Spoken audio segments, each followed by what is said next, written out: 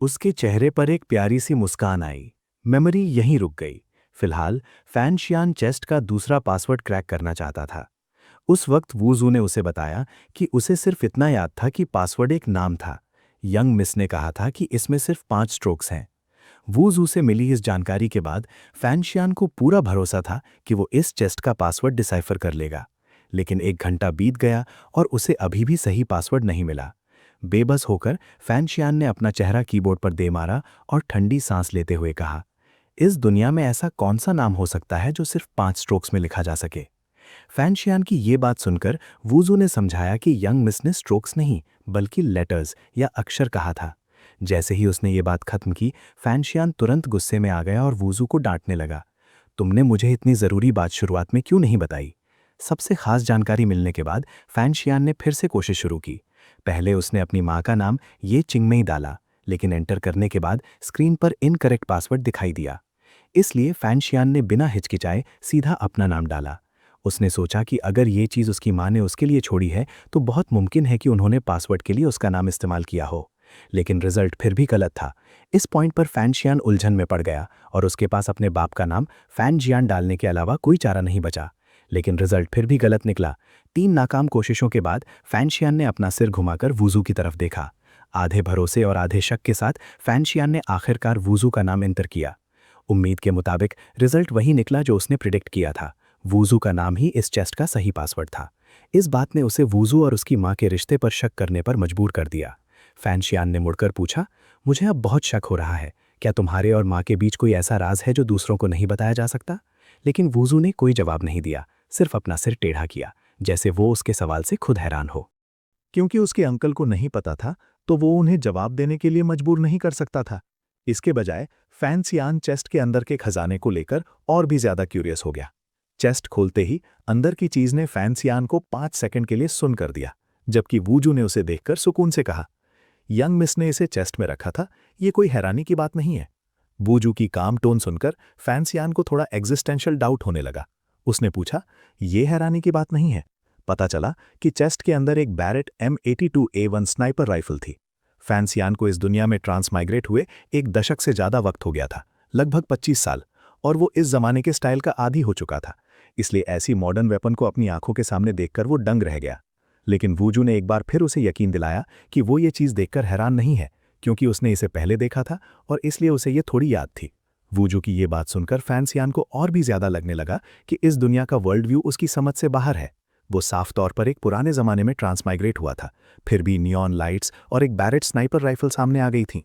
उसे सच में नहीं पता था कि अब ये किस तरह की दुनिया है।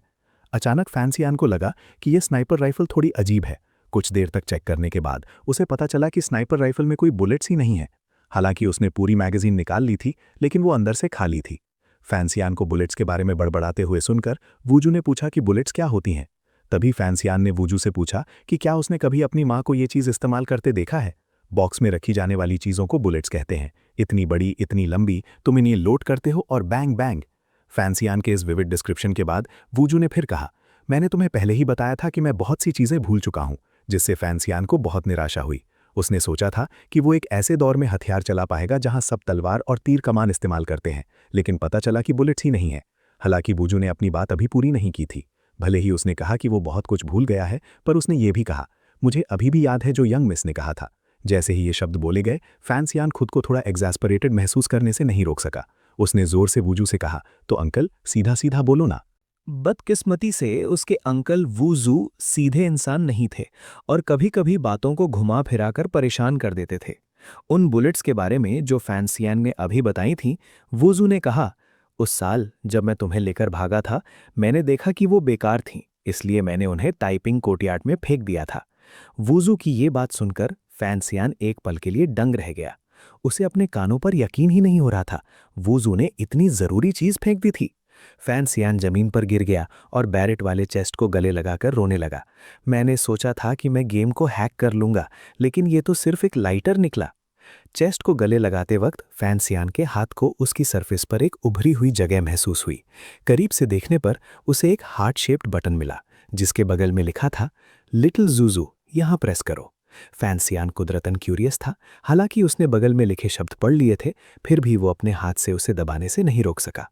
जैसे ही उसने वो बटन दबाया, चेस्ट पर इलेक्ट्रिकल सर्किट्स की तरह पर्पल लाइंस दिखने लगी। सिर्फ इतना ही नहीं, बल्कि बटन से सिल्वर मेटल की एक लेयर निकलने लगी, जिसने फैंसियान के आर्म को घेर लिया।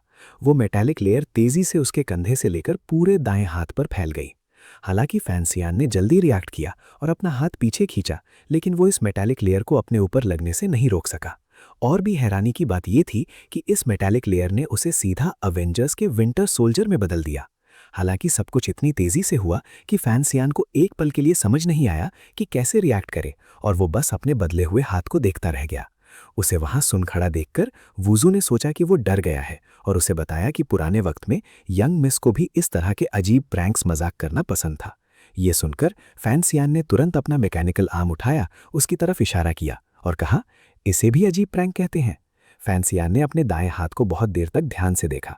वो चाहे कैसे भी देखे, ये साफ तौर पर कोई हाई टेक्नोलॉजी थी। ये कोई अजीब प्रैंक कैसे हो सकता था? लेकिन ये आर्म बहुत कंस्पिशियस था, साफ दिखने वाला था। वो इसे लेकर सड़कों पर नहीं घूम सकता था। इसलिए फैंसियान ने इस हाईटेक आर्मर को निकालने का तरीका सोचा। लेकिन उसे नहीं पता था कि ये किस मटेरियल का बना है, और फैंसियान इसे बिल्कुल नहीं निकाल पा रहा था। उसे नहीं पता उसने कैसे किया, लेकिन अचानक उसके हाथ का मेटल आर्मर ट्रांसफॉर्म होने लगा। पल झपकते ही वो एक बड़े एनर्जी कैनन में बदल गया, जिसने फैंसियान की हालत खराब कर दी। इतना ही नहीं, वो सिर्फ एनर्जी कैनन में ही नहीं बदला, फैंसियान ने गलती से उसे एक्टिवेट भी कर दिया, जिसकी वजह से उसने एनर्जी इकट्ठी की और एक पर्पल लेजर बीम छोड़ी, जिसने फैन मैनर की पूरी छत उड़ा दी। धमाके की आवाज ने लियू रुयू का ध्यान खींचा, इसलिए वो तेजी से फैंसियान के कमरे की तरफ भागी। हालांकि रुआ रुआ ने उन्हें बार बार रोकने की कोशिश की। कमरे में दाखिल होते ही उनके सामने जो मंजर था, उसने उन्हें बुरी तरह डरा दिया। छत फट गई थी, या यूं कहें, ऐसा लग रहा था जैसे किसी भयानक गर्मी से वो जल गई हो। वहां एक बड़ा छेद हो गया था। लकड़ी के बीम्स के किनारे अभी भी अंगारों की तरह लाल चमक रहे थे। खुशकिस्मती से फैंसियान ने किसी तरह चमत्कारी रूप से वो मॉडर्न आर्मर निकाल दिया था, इसलिए उसे सिर्फ छत के छेद के बारे में समझाना था। उसने बहाना बनाया कि वो पटाखों से खेल रहा था और इसी वजह से ऐसा हुआ। शुक्र है कि आंट लियू ने कोई शक नहीं किया, सिर्फ उसे ध्यान रखने और चोट न लगने की हिदायत दी। आंट लियू के जाने के बाद उसने चैन की सांस ली और अपने बगल में रखे गन केस की तरफ देखा। पता चला कि उसने आर्मर को खुद नहीं हटाया था, वो अपने आप अपनी असली हालत में वापस आ गया था। ये सच में एक खौफनाक हथियार था।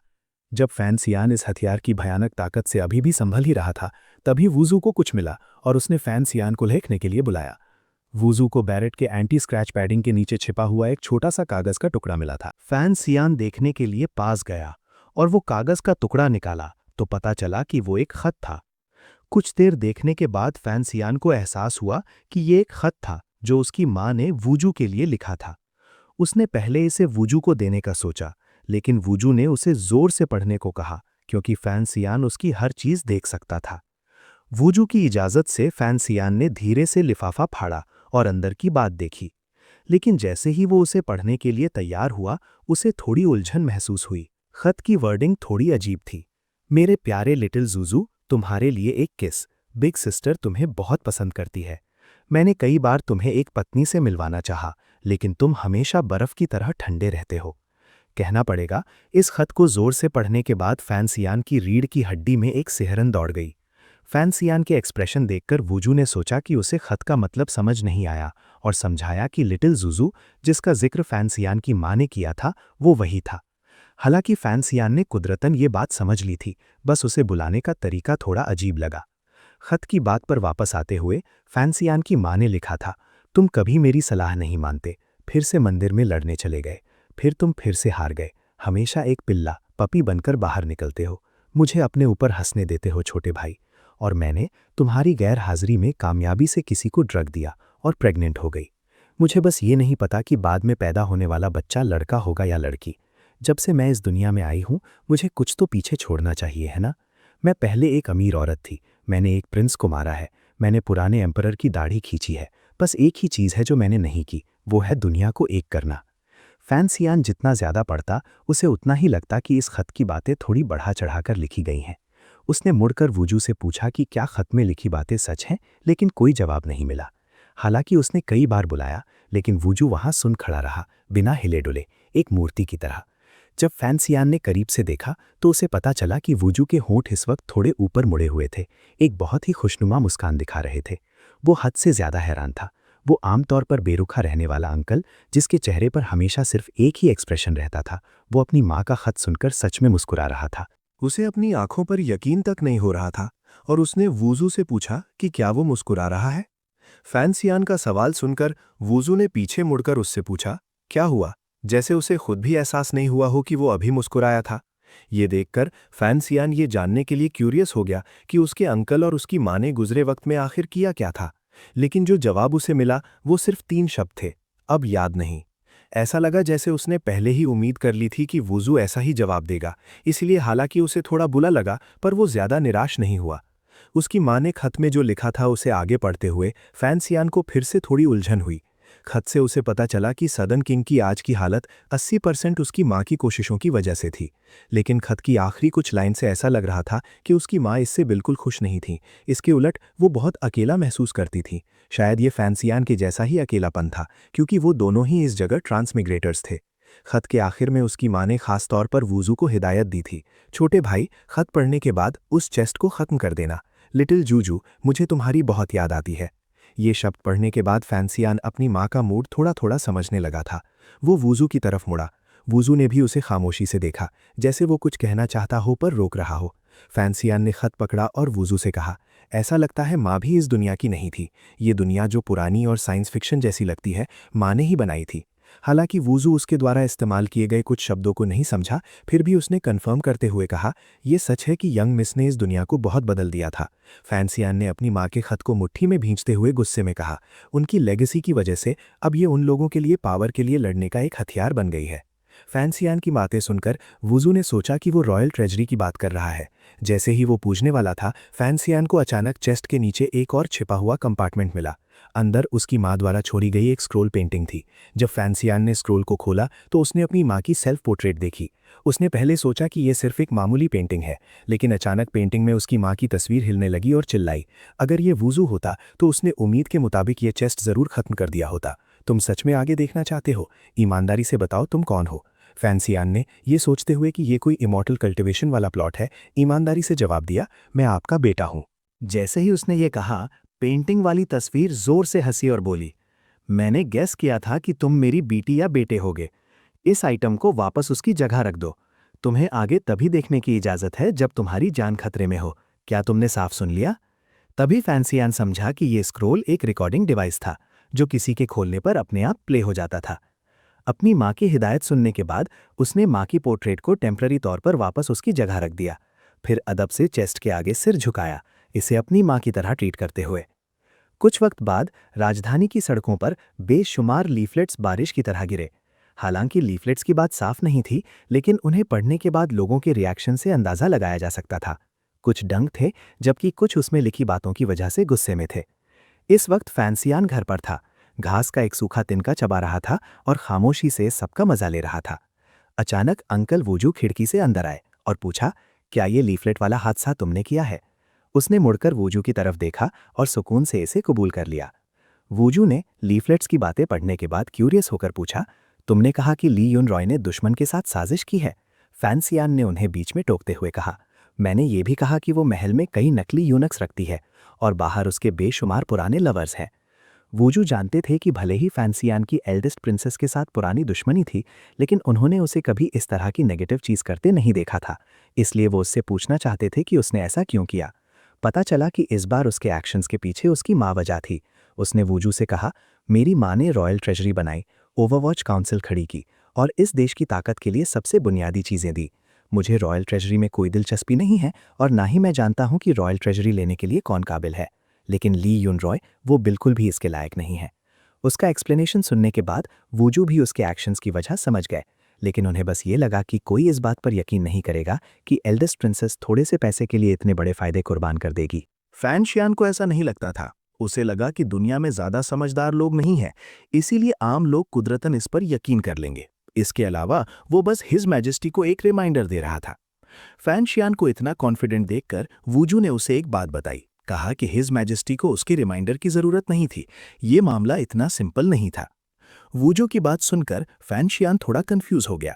वुज़ू ने फिर समझाया कि एल्डेस्ट प्रिंसेस एम्प्रेस डाउजर की सबसे प्यारी बेटी थी और एम्परर की छोटी बहन थी।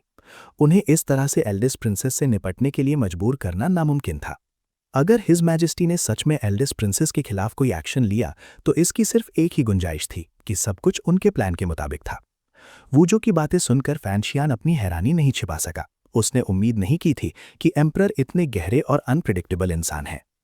फैंशियान द्वारा लीफलेट्स बांटने के बाद एम्प्रेस डाउजर ने तुरंत एल्डेस्ट प्रिंसेस के महल का दौरा किया। जैसे ही वो वहां पहुंची, ली युनरुई ने तुरंत एक बेचारा सा रूप धर लिया। उसकी आंखों में आंसू आ गए और वो दुख में चिल्लाकर बोली, माँ आप आ गईं, आपकी बेटी के साथ नाइंसाफी हुई है। लेकिन उम्मीद के उलट एम्प्रेस डाउजर ने एल्डेस्ट प्रिंसेस पर कोई रहम नहीं दिखाया। इसके उलट उनके एक्सप्रेशन बर्फ की तरह ठंडे थे। आखिरकार वो एल्डेस्ट प्रिंसेस की माँ थीं, वो अपनी बेटी का किरदार कैसे नहीं जानती होंगी। एम्प्रेस डाउजर ने अपना हाथ उठाया और एल्डेस्ट प्रिंसेस को थप्पड़ जड़ दिया। वो थप्पड़ इतना जोर का था कि उसकी आवाज शाही महल के बाहर तक सुनाई दी। ओवरवॉच काउंसिल में बड़े अफसरों की रेगुलर मीटिंग फिर से शुरू हुई। मीटिंग के दौरान यान रुहाई ने ग्वांगसेन पैलेस में एम्प्रेस डाउजर की विजिट के बारे में रिपोर्ट दी। कहा कि उनके जाने के बाद एल्डेस्ट प्रिंसेस का चेहरा सूझा हुआ था और वो बहुत देर तक रोती रहीं। जैसे ही एल्डेस्ट प्रिंसेस का मुद्दा निकाला गया, पता नहीं क्यों जूगे मीटिंग के दौरान कोने में डर के बैठा रहा, जैसे किसी चीज से खौफजदा हो। डायरेक्टर चेन ने फैंशियान द्वारा बांटे गए लीफलेट को पकड़ा और वहां मौजूद सबसे पूछा, क्या आप सबको लगता है कि इसमें जो लिखा है वो सच है या झूठ? यान रुहाई ने कहा कि सच हो या झूठ ये इस पर डिपेंड करता है कि हिज मैजेस्टी इन्वेस्टिगेशन करना चाहते हैं या नहीं। उसकी बातें सुनकर डायरेक्टर चेन ने फिर कहा, हिज मैजेस्टी का मतलब ये है कि ये ड्रामा थोड़ी देर और देखा जा सकता था, लेकिन अचानक आज सुबह की बर्फाबारी लीफलेट्स ने इसे एक्सपोज कर दिया, इसलिए अब इसे जल्दी ही निपटाना होगा। हालांकि डायरेक्टर चेन के लिए ये मामला अभी भी इतना ज़रूरी नहीं था कि इसे प्रायोरिटी दी जाए। फिलहाल प्रायोरिटी ओवरवॉच काउंसिल के अंदर के गद्दार से निपटना था। यान रोहाई ने भी डायरेक्टर चेन की बात से इत्तेफाक जताया। उसने कहा कि हादसे के बाद उसने तुरंत इन्वेस्टिगेशन की और सबूत पूरी तरह इकट्ठे कर लिए गए हैं। बोलते वक्त उसने जूगे की पोजीशन की तरफ एक नज़र डाली। जब जूगे ने सुना कि इन्वेस्टिगेशन साफ हो चुकी है तो उसकी आंखें फटी की फटी रह गई और पसीना बारिश की तरह बहने लगा। वो इतना डर गया था कि उसने दूसरों की तरफ देखने की हिम्मत नहीं की, सिर्फ ये देखने के लिए चोर नजर डाली कि कहीं यान रोहाई उसकी तो बात नहीं कर रहा। पता नहीं क्या हुआ, लेकिन थोड़ी देर बाद ओवरवॉच काउंसिल के पनिशमेंट डिपार्टमेंट के लोग मीटिंग रूम से बाहर आए और जूगे की लाश को बाहर घसीटते हुए ले गए। जूगे अपनी आंखें खोली हुई हालत में मरा। एक ही फेटल ब्लो से मौके पर ही खत्म कर दिया गया। गद्दार से निपटने के बाद सबने मीटिंग ऐसे जारी रखी जैसे कुछ हुआ ही ना हो। यान रुहाई ने डायरेक्टर चेन से पूछा कि एल्डेस्ट प्रिंसेस की साइड का क्या करना है। डायरेक्टर चेन ने उसे बताया, अगर हिज मैजेस्टी ने कुछ नहीं बोला है तो हमें नहीं पता और हम कुछ नहीं करेंगे। भले ही उन्होंने ऐसा कहा, लेकिन वहां मौजूद सब लोग डायरेक्टर चेन को छोड़कर बाहर फैली अफवाहों को बर्दाश्त नहीं कर पा रहे थे। उन्हें नहीं पता था कि कौन इतना निडर है जिसने सब कुछ एक्सपोज कर दिया, जिससे पूरे शहर में हुलचल मच गई। इसके अलावा ये हादसा ठीक तब हुआ जब डोंगी का डेलीगेशन गया था, जिससे उन्हें शक हुआ कि ये मामला डोंगी से जुड़ा है। हालांकि उन्हें शक था कि ये डोंगी से जुड़ा है, लेकिन अकेला सस्पिशियस पॉइंट ये था कि सभी डोंगी के लोग ओवरवॉच काउंसिल की सर्वेलेंस में थे और इतना बड़ा काम नहीं कर सकते थे। बस इतनी बात थी कि सिर्फ डोंगी ही सदर्न क्वीन और नॉर्दर्न ची को जंग करते देखकर सबसे ज्यादा खुश होता। जब बाकी लोग बिना किसी नतीजे के बहस कर रहे थे, तभी डायरेक्टर चेन ने अचानक एक मीनिंगफुल मुस्कान दिखाई, जिसने बाकी तीनों को उलझन में डाल दिया। लेकिन उन सब ने बहस रोक दी और डायरेक्टर चेन की तरफ देखने लगे। ओवरवॉच काउंसिल की मीटिंग खत्म होने के बाद डायरेक्टर चेन ने फैन शियान को बुलाया। उनके सामने फैन शियान बहुत ही आजिज यानी हम्बल दिख रहा था, जैसे कोई बहुत ही शरीफ यंग मास्टर हो। डायरेक्टर चेन उन लोगों की तरह नहीं थे जो बातों को घुमाते हैं। वो सीधा मुद्दे पर आए। उन्होंने फैंशियान से कहा, मैं जानता हूं कि लीफलेट्स तुमने ही बांटे थे। फैंशियान ये सुनकर चौंक गया और सोच रहा था कि क्या सफाई दे। तभी डायरेक्टर चेन ने आगे कहा, फिक्र मत करो, डोंगी ने पहले ही तुम्हारे बदले इल्जाम अपने सर ले लिया है। अगर तुमने ये नहीं भी किया होता तो भी मैं एक्शन लेता। मैं किसी को नहीं छोड़ूंगा जो तुम्हें नुकसान पहुंचाना चाहता है। उन्हें ऐसा कहते सुनकर फैंशियान बहुत हैरान हुआ। वो जानता था कि डायरेक्टर चेन एम्परर के सबसे खास आदमी हैं और उसे समझ नहीं आ रहा था कि वो उसकी मदद क्यों कर रहे हैं। जब फैंशियान ने वजह पूछी तो डायरेक्टर चेन ने उसे बताया कि ओवरवॉच काउंसिल उसकी मां ने बनाई थी। फैंशियान को ये बात पहले से पता थी, इसलिए उसने गेस किया कि ऐसा इसलिए है क्योंकि सामने वाला उसकी मां को जानता था। ये पूरी तरह समझा सकता था कि चेन पिंगपिंग उसकी मदद क्यों कर रहे थे। फैन शियान की फिक्रों को दूर करने के बाद डायरेक्टर चेन ने उससे एक और सवाल पूछा, क्या तुम एल्डेस्ट प्रिंसेस से इसलिए निपट रहे हो क्योंकि तुम उनसे रॉयल ट्रेजरी छीनना चाहते हो? फैन शियान जानता था कि डायरेक्टर चेन उसकी साइड है और उसने अब कुछ नहीं छुपाया। उसने इशारा किया और कहा, आपका सबॉर्डिनेट रॉयल ट्रेजरी में कोई दिलचस्पी नहीं रखता। ये एल्डेस्ट प्रिंसेस थीं जो आपके सबॉर्डिनेट को मारना चाहती थीं। आपका सबॉर्डिनेट मजबूरी में पलटवार करने पर मजबूर हुआ। फैन शियान की वजह सुनकर डायरेक्टर चेन बहुत संतुष्ट थे, क्योंकि वो कभी नहीं चाहते थे कि वो रॉयल ट्रेजरी संभाले। लेकिन अपनी सैटिस्फैक्शन के बावजूद उन्होंने साफ तौर पर उसके काम करने के तरीके की बुराई की। उन्होंने कहा कि फैन शियान के काम ने बहुत सारे निशान छोड़े हैं, वो काफ़ी ध्यान से नहीं किया गया था, और इसके अलावा वो कोई ठोस सबूत नहीं ढूंढ पा रहा था। मुख्तसर में, यानी इन शॉर्ट, ये बच्चों के खेल जैसा था। हालांकि उनकी बातों में कोई असली नुकसान पहुंचाने वाली ताकत नहीं थी, लेकिन उनकी बेइज्जती करने वाली फितरत बहुत ज़्यादा थी। फैन शियान को ऐसा लगा जैसे उसकी कमज़ोरी पर चोट लगी हो, लेकिन वो अभी भी इस मामले को लेकर काफ़ी कॉन्फिडेंट था, क्योंकि उसने बहुत ध्यान से कैलकुलेशन की थी। फैन शियान थोड़ा फख्र से मुस्कुराया, डायरेक्टर चेन की तरफ 2 उंगलियां उठाईं और कहा, इस मामले में एक ब्रेक थ्रू है। आपसे क्या छुपाना, आपके सबॉर्डिनेट ने अगले कदम के बारे में पहले ही सोच लिया है। इससे पहले कि फैन शियान पूरी बात समझाता, डायरेक्टर चेन ने तुरंत उस इंसान का नाम ले लिया जिसकी फैन शियान बात कर रहा था, मिनिस्टर ऑफ राइट्स गो योजी। वो अंदाज़ा लगा सकते थे क्योंकि उन्होंने उस रात बैंक्वेट में हुए हादसे के बारे में पहले ही सुन लिया था। फैन शियान हद से ज़्यादा हैरान था कि डायरेक्टर चेन ने ठीक वही नाम लिया जो वो सोच रहा था। हालांकि उसने शो ऑफ करने का मौका गंवा दिया, लेकिन इससे कोई फर्क नहीं पड़ता था। उसके पास अभी भी अगले प्लान को समझाने का मौका था। फैन शियान के मुताबिक उस वक्त गुओ बाप बेटे को पता था कि आगे क्या होने वाला है, लेकिन ये साबित करने के लिए कि जोंग मोहन का रिश्ता गुओ योजी से था, इसे हासिल करने के लिए उसके पास एक और तरीका था। इससे पहले कि वो प्लान डिटेल में समझाता, डायरेक्टर चेन ने उसके बदले बोल दिया, जोंग मोहन को एल्डेस्ट प्रिंसेस से मिलने के लिए उसे ज़रूर किसी की ज़रूरत थी जो उसके निशान मिटाने और रेजिडेंस से निकलने में मदद करे। फैन शियान बगल में खड़ा बस मुंह खोलकर देखता रह गया। उसने उम्मीद नहीं की थी कि डायरेक्टर चेन को इस बारे में भी पता होगा। डायरेक्टर चेन के सामने फैन शियान सच में एक उस्ताद के आगे अपनी मामूली स्किल्स दिखा रहा था, लेकिन वो इस हार को कबूल नहीं कर पा रहा था। इसलिए उसने अपनी थोड़ी इज्जत बचाने के लिए अगला स्टेप बताया, ये इन्वेस्टिगेट करना कि जोंग मोहन उस दिन किससे मिला था। बदकिस्मती से डायरेक्टर चेन पहले ही लोगों को इन्वेस्टिगेशन के लिए भेज चुके थे, और यहाँ तक कि उन्होंने गुओ योजी के कोचमैन ड्राइवर को भी ढूंढ लिया था, जिसने सब सच उगल दिया था। ये सुनकर फैन शियान सिर्फ कड़वी सच्चाई ही कबूल कर सका। डायरेक्टर चेन के सामने वो सिर्फ एक रूकी नईदियक था। इसलिए उसने उनसे पूछा कि उन्होंने आगे क्या करने का प्लान बनाया है। डायरेक्टर चेन ने ठंडे ढंग से फैन शियान को एक मुख्तसर जवाब दिया, मैंने पहले भी कहा है, मैं किसी को नहीं छोड़ूंगा जो तुम्हें नुकसान पहुंचाना चाहता है। फैन शियान से बात करने के बाद डायरेक्टर चेन लीफलेट्स का ढेर लेकर हिज मैजेस्टी से मिलने महल गए और उन्हें वो दिखाए। लीफलेट्स की बातें पढ़ने के बाद हिज मैजेस्टी ने कहा कि वर्डिंग बहुत तीखी है। हिज मैजेस्टी ने डायरेक्टर चेन से पूछा कि क्या किसी और ने उन्हें देखा है।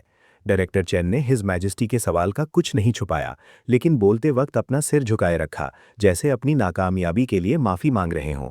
आखिरकार राजधानी में इतनी बड़ी तादाद में लीफलेट्स फैलने के बाद ये लाजमी था कि पूरा शहर जान गया हो। हिज मैजेस्टी ने डायरेक्टर चेन के एटीट्यूड को देखा और बस खामोशी से उन्हें देखते रहे। उनका उन्हें जिम्मेदार ठहराने का कोई इरादा नहीं था।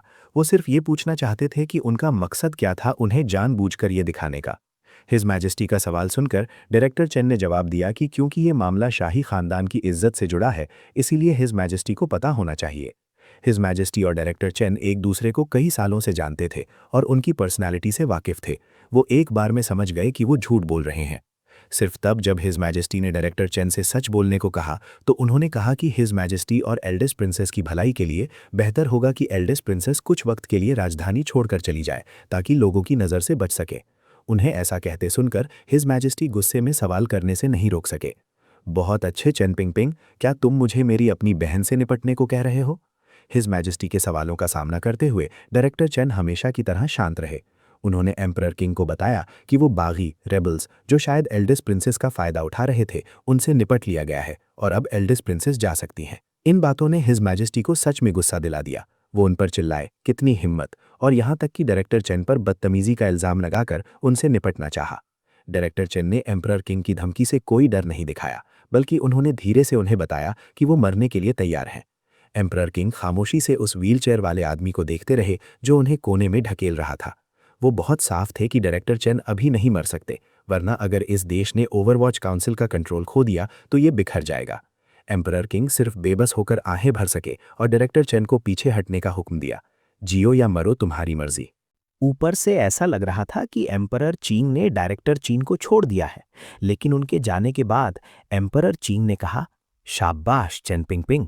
हालांकि वो बहुत गुस्से में थे कि वो डायरेक्टर चीन से नहीं निपट सके, लेकिन लाल कलीन पर लगे लीफलेट्स के ढेर को देखकर एम्परर चीन सिर्फ ठंडी सांस ले सके। आखिरकार अगर इस मामले को नहीं संभाला गया तो ये सच में जनता को शांत नहीं कर पाएगा। इसीलिए बहुत जल्दी प्रॉपर्टी जब्त करने और मौत की सजा का हुक्म तुरंत गो रेजिडेंस पहुंच गया। सिपाही मिनिस्टर ऑफ राइट्स गो योजी के महल में घुसे ताकि उन्हें गिरफ्तार कर सकें और उनकी जायदाद जब्त कर सके। जब गो बाओकुन ने अपने बाप को ले जाते हुए देखा तो उसने उन्हें रोकने की बहुत कोशिश की। वो पागलों की तरह चिल्लाया कि उसके बाप मिनिस्टर ऑफ राइट्स हैं और मिनिस्ट्री ऑफ जस्टिस को उन्हें गिरफ्तार करने का कोई हक नहीं है। बुनियादी तौर पर वो गलत नहीं था, लेकिन जो इंसान सच में उसे और उसके बेटे को गिरफ्तार करना चाहता था वो मिनिस्टर ऑफ राइट्स से बहुत ऊंचे ओहदे पर था। इस वक्त शाही महल में एल्डेस्ट प्रिंसेस एम्परर चीन के मेन हॉल के दरवाजे के बाहर घुटनों के बाल बैठी थीं। वो हिज मेजेस्टी को पुकार रही थीं पूरे 1 घंटे से। हिज मेजेस्टी की खिदमत में रहने वाले यूनक ने यह देखा और रिपोर्ट देने गया। एल्डेस्ट प्रिंसेस 1 घंटे से हॉल के बाहर घुटनों के बाल बैठी हैं। एम्परर चीन सरकारी कामों में मसरूफ थे, या ज्यादा सही कहें तो उस रायते मैस को साफ कर रहे थे जो उन्होंने फैलाया था।